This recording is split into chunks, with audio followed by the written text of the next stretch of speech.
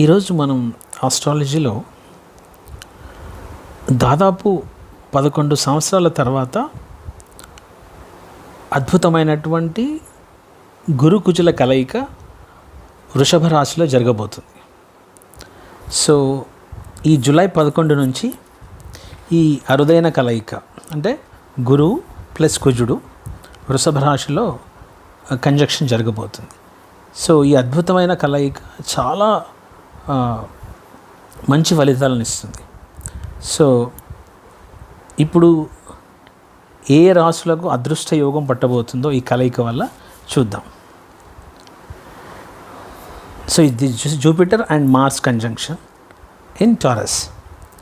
So గురువు మనకి ధనానికి, విద్యకి, వివాహానికి ప్రతీక. అదేవిధంగా కుజుడు కుటుంబ సామరస్యం, భూమి